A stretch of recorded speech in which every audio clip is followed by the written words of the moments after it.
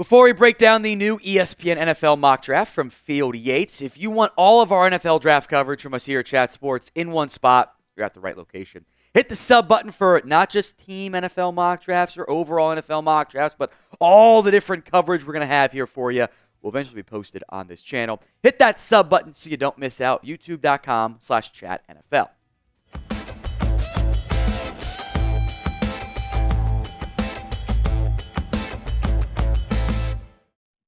Before we dive into the picks, I want to explain the draft order because it is very important. ESPN picked the draft order based on the current NFL standings, which is different than what you see on Tankathon, for example. Tankathon factors in all game strength of schedule. I think is a better way of doing it. Leads to less chaos. NFL, ESPN, just of the games played so far. So that is why the Giants have the number one pick, not the Raiders number two. We'll get to them here in a second. Giants take Shedeur Sanders. Yates is a big fan of Sanders. I kind of wonder if maybe Cam Ward is a better fit for New York and the polar opposite game he has to what Daniel Jones has become down the stretch, or before he got cut, of course, the Giants.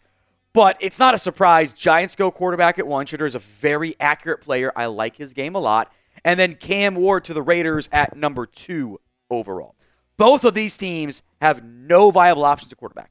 Not a single piece. Both their head coaches are on the hot seat. They may or may not be back. Cam Ward and Shedeur Sanders are very different types of players. Shedeur is the accurate player. I think if you're doing a Shanahan-style structure offense, I think he fits very well in that.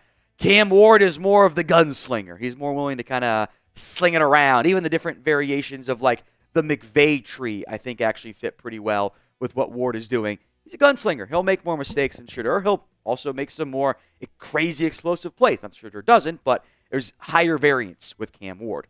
Both these guys have a real argument to be quarterback number 1 and very real concerns on both of them as well. They would not have been quarterback 1 last year. They would have been maybe in the Penix, Nix, McCarthy conversation. So pick your QB. You need one guy from this class. Who is it? S for Shedeur Sanders, C for Cam Ward. Go vote the pinned comment of today's show. That then leaves the Patriots to get the best player in the class. That is Travis Hunter, who would be a lot of people's number 1 corner and or number 1 receiver if he only played one of those spots. He happens to play both. The first non-quarterback, I feel pretty confident is going to be in Travis Hunter this year. Panthers at 4, I like this fit. They need pass rush help. They have not had success there at all. Abdul going to get a lot of Micah Parsons comparisons. Linebacker turned edge. Wears number 11. Went to Penn State. Freaky athlete. Really upped his play down the stretch. Depending on how you count Travis Hunter, wouldn't be shocked if he was the first pure defensive player off the board. Browns at number 6 take Kelvin Banks, the tackle out of Texas. I also have Banks over a guy we'll get to here later on out of LSU. There are some concerns, like is he a tackle? Is he a guard? But the Texas offense hit him a little bit because that's the Texas offense. It's really good. I think he's the number 1 tackle, though. And given the issues the Browns have up front, this makes a lot of sense. Mason Graham's a fun fit with the Jets. I don't know if DT's a massive need, but Graham is a very, I think, quality pick in a really not that great round 1 class. Paired with Quinn Williams, it's a really fun duo on the interior. I do love this fit, too. McMillan out of Arizona to Tennessee. We'll see who the quarterback is for the Titans. Shedeur and Cam Ward being gone mean maybe you don't get a quarterback. Pairing him with Calvin Ridley, though, makes a lot of sense for Tennessee. Jacksonville gets Will Johnson, the cornerback out of Michigan. Missed a lot of time this year because of an injury, but he's had a lot of success to an extent this year, but really previous years as well. Not going to be a tackle probably for Jacksonville with the Walker Little extension, so going Johnson here I think is a quality move. Look, the Bears need offensive line help. I think that's also a coaching, game plan, schematic issue too up front for Chicago. I think Will Campbell's going to be a guard in the NFL. I worry about the length and ability to hold up against top-end quickness. But if you want to try him tackle, sure. Bears need help on the offensive line. So whether he's guard 1, tackle 2, whatever you rank him, it does fill a need for Chicago. The Saints get a pass rusher. Michael Williams out of Georgia. You're seeing some growth. You're seeing that the break. He missed time earlier this year with an injury, then was really freaking good against Texas, was wildly impactful. If he can keep that going in the CFP, this again, Trayvon Walker comps have always existed. You're kind of on that path right now with Williams. Plus, the Saints are not going to have Cam Jordan forever. Bengals need pass rush help. It's Trey Hendrickson and a bunch of bums. I'm sorry, but you guys know I'm right. And that includes Miles Murphy King on the field right now. He's like the fourth edge for them. James Pierce Jr. out of Tennessee is a twitchy pass rusher who gets pressures. They don't trust him against the run. So he's kind of like the opposite of Sam Hubbard. Now, today's show is made possible by PrizePicks. It's the best place to get real money sports action. With over 10 million members and billions of dollars in awarded winnings, PrizePicks has made daily fantasy sports accessible to all. You pick more or less on at least 2 players for a shot to win up to 200 times your cash. Run your game all season long on PrizePicks, America's #1 daily fantasy sports app. It's available in 30 states, including California, Texas, Georgia, and Florida. You can bet on college football and, of course, pro football. I always like the flex play. I can get one wrong, still on top, but I got a flex play and a power play on this one. I'm kind of going for both here. Patrick Mahomes, more than a half passing yards. It's a freebie. It's Picksmas, after all. Jaden Daniels, more than passing yards. Only 217.5. I like that number a lot against the kind of regressing Saints team. And Tyreek Hill, more than receiving yards against Houston, who's had some issues of late. Download the PrizePicks app today over at prizepicks.com/CLNS and use code CLNS to get $50 instantly after you play your first $5 lineup. Link will be in the comments section and the description of today's show. It's prizepicks.com/CLNS. Number 12, the Cowboys take Ashton Genty out of Boise State. Be a very popular mock draft pick, let's put it that way. Rico Dell's been good lately, but he's also a free agent, and the Cowboys have invested heavily in backs in the past. Malachi Starks, who kind of like Genty, the positional value is going to bring him down, but probably going to be a top 10 player for a lot of people on the board. Jordan Poyer has been pretty disappointing to me. Holland has kind of regressed a bit too. He's also going to be a free agent, so it's a logical fit here for the Dolphins. The Colts, kind of funny with DeForest Buckner is getting up there in age.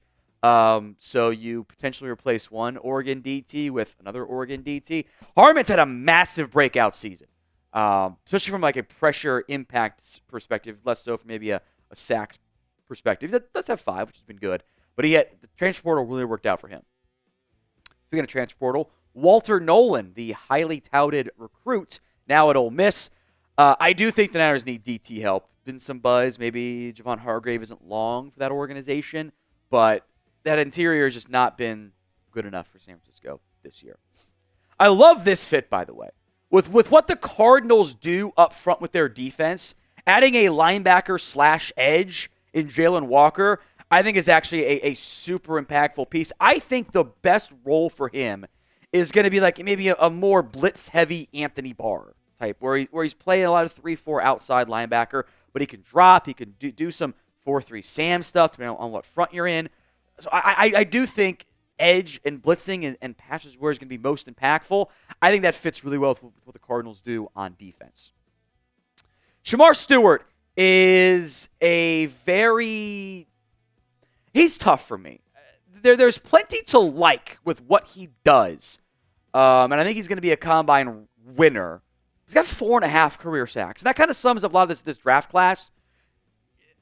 The traits are there, the production is not, and how do you value and balance that in the NFL draft? It's tough, but the Falcons do need pass rush help. Offensive line help here for the LA Rams with Alaric Jackson, Joe Newtboom on expiring deals. Josh Simmons might have been tackle 1 for a bunch of people. He had a great year in the 6 games he played before he unfortunately had a knee injury in late October after coming over from San Diego State. So the injury is a concern, but if you give him some time, that actually does fit with LA because they have options short-term at least. Who is your favorite player in the 2025 NFL Draft? Let me know in the comments section of today's show right now. Next up is the other A&M edge rusher. And I kind of like Nick Scorton a little bit more. He was super impactful in Purdue. I want him to cut a little bit of weight. I think it'll make him be a bit more explosive. But I like what I've seen from him. Both A&M edges go in the top 20, by the way.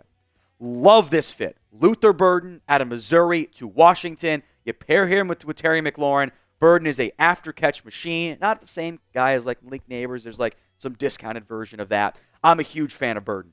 I really, really like that fit in Washington. Denver gets Colston Loveland. Seems to be a semi-popular mock draft pick there.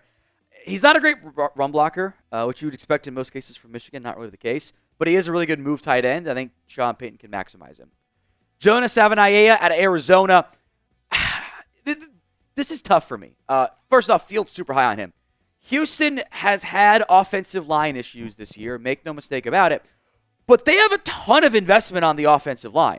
Laramie Tunsil's highly paid. They drafted Blake Fisher in round 2 last year. They drafted Drew Scruggs in round 2. They've been getting decent play out of Jarrett Patterson. They paid Shaq Mason. They paid Titus Howard. They drafted Kenyon Green pretty early in round 1. He's been banged up too. Another premium pick on the offensive line? I don't know about that one. I think it's also a little bit early for Seattle to take Taylor Booker. Now, that is an org that doesn't value guards super early. Booker is a powerful football player. Very powerful. I think you can go top 50, but top 25 is a little bit rich for me. I do love the fit of Tyler Warren to the LA Chargers. I think that is such a good idea. This is like Will Dissly supercharged, which, because I say Dissly because he's on the Chargers, but like Warren's so much more dynamic as a pass catcher. He's crazy after catch ability. I think he's the best tight end in the class. Mike Green out of Marshall to the Ravens. He has been super productive this year. 17 sacks, breakout season for the Thundering Herd product. Ravens could use more pass rush help for sure. Kyle Kennard, the Packers edge rusher. South Carolina, or Packers take the South Carolina edge rusher, has a bunch of good pass rushers this year. Green Bay is seemingly almost always in the market, it feels like. I don't know if Kennard goes round 1, but I think he will be in the conversation. All right, how many quarterbacks go in round 1 this year? Of note, no other quarterbacks go in the first round. Just the 2 in Field Yates' mock draft. Anyone else sneak in? It's not a great class. Let me know in the comments of today's show. Number 27, and I like this pick. Corners are need for Pittsburgh. Maxwell Harrison, Kentucky was bad. They didn't get a lot of attention. He's a very good player, though. Cameron Williams out of Texas, the offensive tackle. This is a developmental tackle. The traits are super impressive. He is not there yet. He is not a finished product. This is the Eagles, hypothetically, taking Cam Williams, sitting him for a year or 2 behind Lane Johnson, and then letting him be the right tackle of the future. That's fine, but you do get anxious about developmental picks for a win-now team. The Bills, Emeka Egbuka out of Ohio State. We'll see how long Amari Cooper sticks around, but Egbuka and Khalil Shakir and Keon Coleman, it's an intriguing group, and adding more pass catchers is not a bad idea with Josh Allen. Kevon Ravel out of ECU. If it weren't for the ACL tear, he might have been in the top 10 or fringe top 10. And like does he go before or just after Will Johnson conversation? He can stay in the purple, go to Minnesota, who needs cornerback help, and I think he fits pretty well with what Brian Flores wants to do too. Ariante Ursary out of Minnesota. Chiefs have spent a second rounder on Kingsley Madaia, but they have not had great results on the offensive line. And I think Ursary sneaks into round 1 in a kind of shaky offensive line class. And frankly, I am surprised to see 3 guards go in round 1. And that's if you include everyone else with tackles, by the way. Guard is a long-term need for the Detroit Lions. That got them taking, or Field hasn't taken Donovan Jackson. He kicked out to a tackle. I think he's more like top 75 than he's a true like top 30 player. But the Lions like investing in the O-line, so I do get it. Who did Field Yates leave out of his NFL mock draft? Drop that player name or names for me in the comments of today's show. Some other top prospects I want to briefly mention. I'm a big fan of L.O.K. Omenor out of Stanford. I love his game. Josh Connerly is also, I think, maybe a fringe round 1 prospect. I was surprised to see Kenneth Grant not get in there. He's a freaky athlete. Those guys get drafted pretty early. Deion Walker, also a freaky athlete, but has more questions in terms of his fit than Kenneth Grant does. And I would not sleep on Jihad Campbell. It's not a great Bama class, but Campbell was friggin' good this year for the Crimson. He might be the number 1 off-ball linebacker when it's all said and done.